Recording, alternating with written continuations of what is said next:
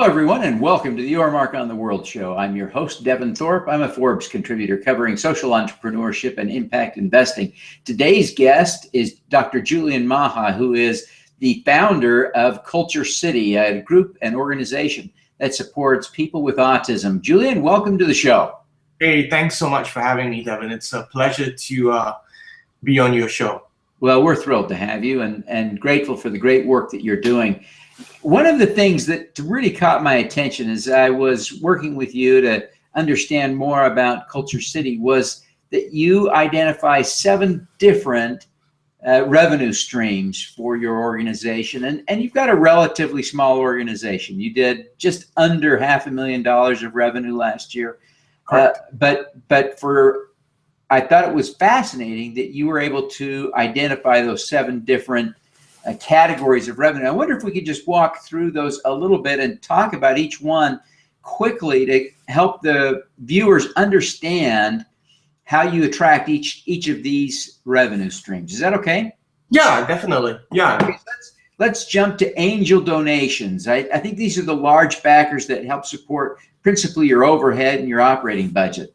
That is correct. So, when we started KultureCity, I felt that one of the biggest restrictions when you start a nonprofit is the funding aspect. And the funding aspect falls into kind of a twofold scenario. Number one is overhead, which you're going to have in some way or shape or form.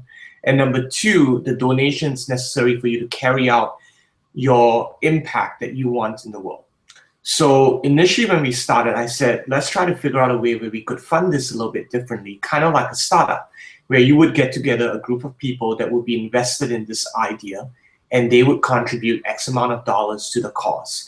And that is the bulk of our angel donors, a group of people that said, hey, I'm willing to stake the budget, the operating budget from KultureCity, not only from an operating budget standpoint, but also an impact standpoint over the next 5 years. Everything we raise above what they were contributing just helped us help more people. That's great. And then of course, you have public donations. How do you attract public donations? So we are very data oriented because we feel that the application of data, especially in the realm of philanthropy, is one that's been lacking. So we basically track data, using a couple of things. Initially when we started, we were using the Class C and then the V2O platform. We've transitioned now to essentially bringing everything in-house. So right now, the only thing that we use is Stripe for our credit card processor, but everything else is housed in-house with a Salesforce integration. So through that, we're able to track where our donations are coming from, what the dollar average is, and also our donor acquisition costs. And that allows us in turn to then engage with the donor and let them know that exactly where their impact, in terms of their dollar donation is going.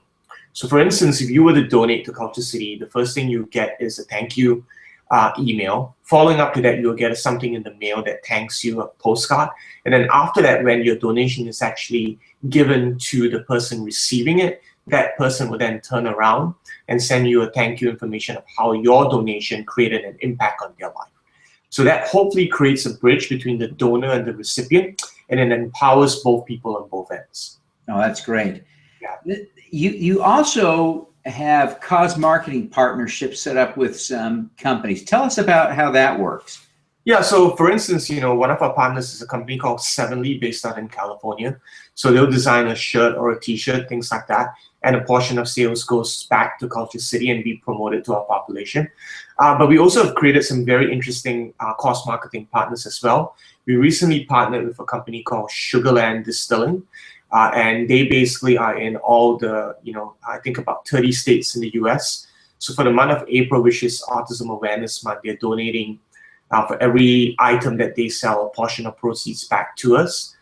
We've also cost-marketed partnerships with companies like Bottle Breacher, which is a bottle opener made from a bullet that was featured on Shark Tank. And they're doing some stuff with us. So things like that. So a little bit outside of the box in terms of our cost-marketing stuff. Sure. Then you've got other corporate partnerships. Tell us about these other corporate partnerships. Yeah, so we were very fortunate to have Microsoft last October choose us as one of the top 10 nonprofits in the US. So they are one of our corporate partners. Alongside monetary contributions, they are also partnering us in terms of helping us with some technology, integration, getting our word out there. and things like that. Aside from that, we're also partnering with a very big startup called Pack Health. And what they're doing is basically creating kits that help families navigate the autism labyrinth, so to speak, when a child is diagnosed with autism. That's interesting. Interesting. These are all very distinct. Sometimes these distinctions are nuanced, but interesting, distinct revenue sources. So you've got the next one on the list is marketing placement that you use when you give away your life box. Maybe you need to tell people what a life box is before you explain the marketing placement there. But yeah, so a life box is basically a free kit that is designed to help autistic children from wandering away. So when you look at autism as a whole, 50% of children with autism wander. And out of that 50%, 2/3 of them often end up in a life-threatening situation. Last year alone, about 250 children drowned because of wandering. So our community basically came to us and said, can you create something that could prevent that? So we reached out, and started researching Bluetooth devices, GPS devices, and then came on a partner called My Buddy Tag that creates a Bluetooth tracking bracelet that basically syncs with a smartphone and sets a periphery warning. So basically, we created Livebox with that in mind. So our Livebox are given out to free. They have a Bluetooth tracking bracelet. They have basically a QR tag, shoe ID tag. They have safety tattoos for if a child's in a water park, you can write a phone number down. They have wireless door alarms, and then they have tons of literature on how to prevent wandering. So the amazing thing about Livebox is that we've pushed out 533 Liveboxes in about 4 months, and we've prevented 32 near drownings. So we're in negotiations right now with a bunch of different companies to basically put their logo, their information on Livebox, primarily for them as a marketing tool. But in lieu of the positive impact that it's generated, it's one that not only will get them great marketing ability, but great PR as well. Yeah. And then your next line item is really a fascinating one. You've created a business incubator where you're supporting new organizations, new companies that will employ people with autism. Exactly. So, when you look at employment per se, the biggest challenge of employment right now is that once a child hits 18, most of the services for autism disappears. 80% of children, of adults with autism still live at home.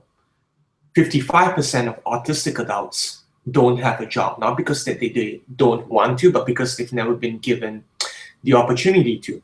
So right now there's a huge push in job creation, especially within the tech sector, to hire autistic individuals.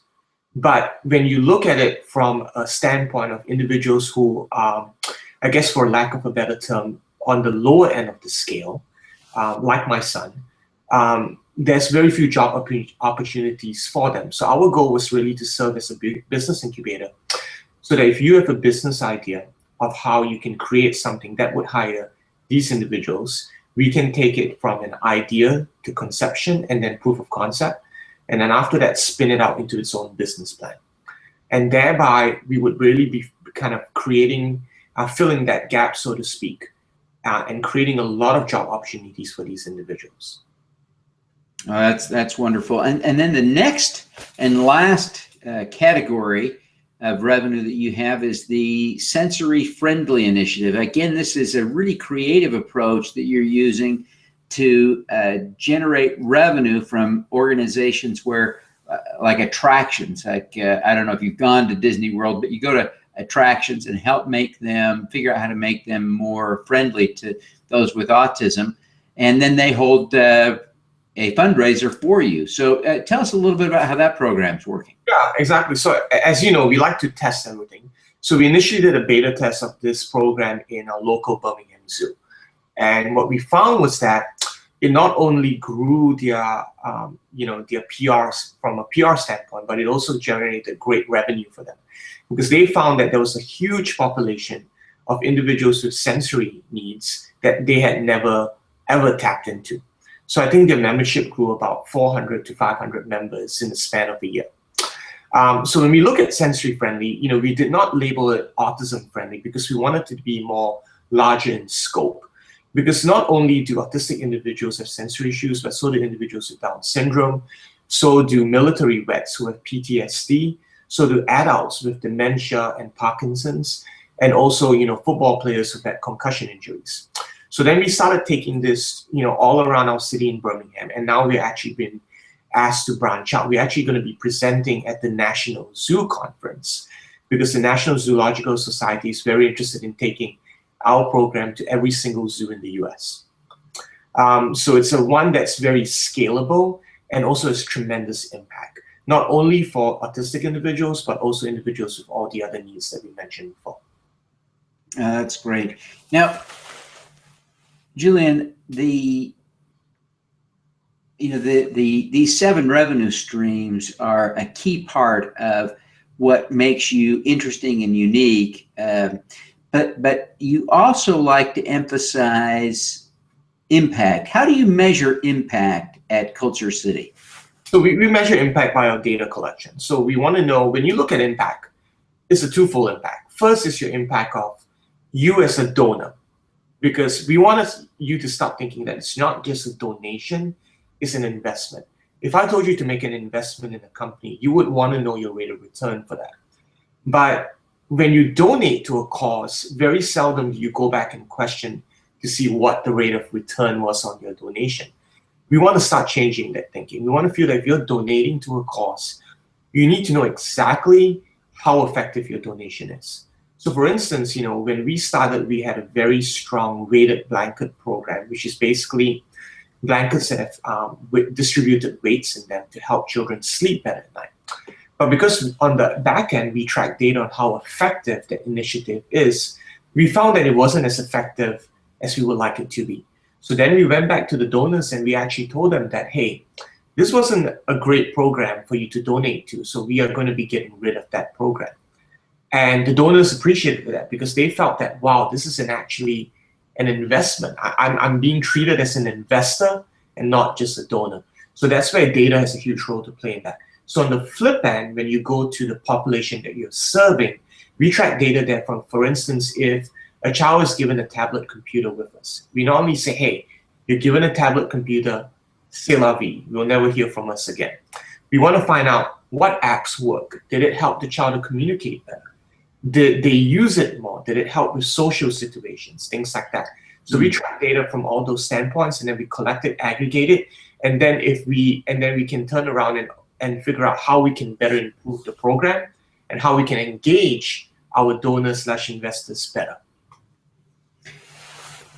Before we wrap up, I want to ask you a few personal questions. Sure. And first, I want to start with your personal connection to this. And you and I have talked a little bit about this, but I want you to share the story of how you became connected to the autism community. Yeah, so I am an emergency medicine physician by trade, and my wife is a pediatric intensivist. About 5 years ago, our oldest son, Abram, was not really talking and wasn't engaging. So we took him to our local hospital and they could not diagnose him because he did not fit, I guess, the medical understanding of autism at that time. So finally, we took him to Vanderbilt University, and it was one of those experiences where you're packed into this small little, 4x4 room. And the physician walked in, and within 5 minutes, he basically told us that, hey, your son's, has autism. He's never going to talk. He's never going to say, I love you.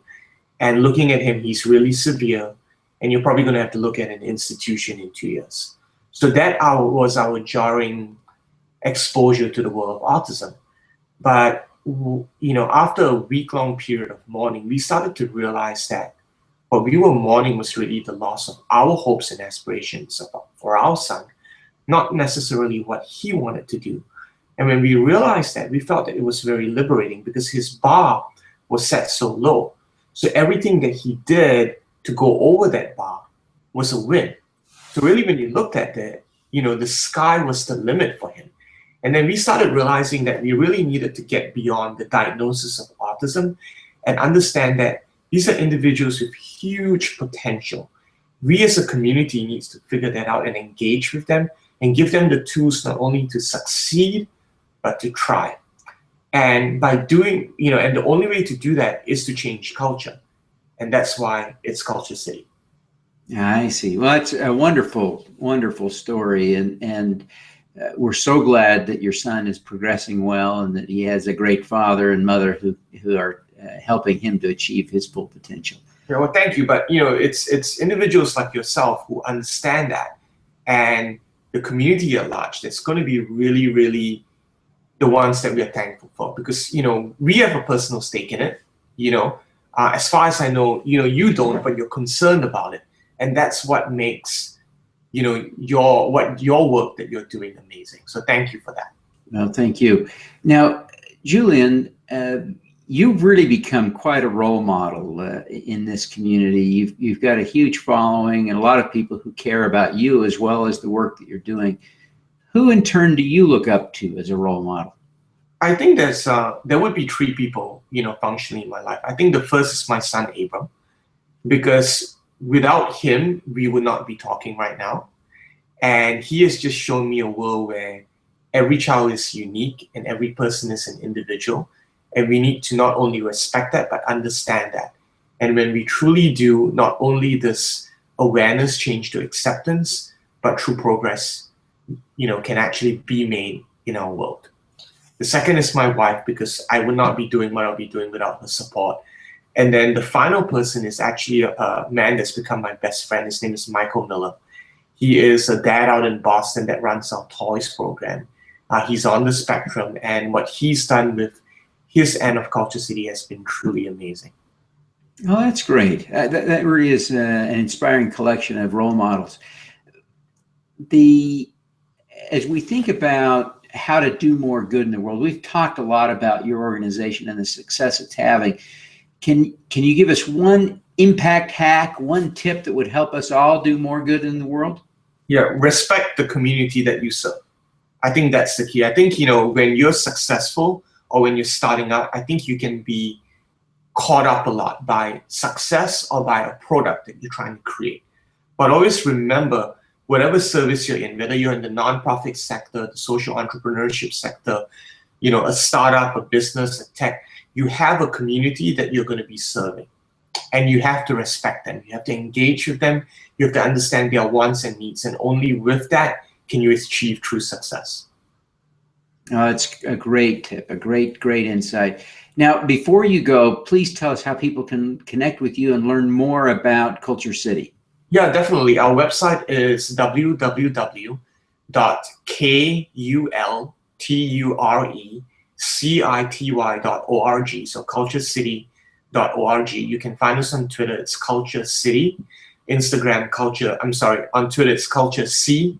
Instagram is Culture C. And on Facebook, just look us up under Culture City with a K.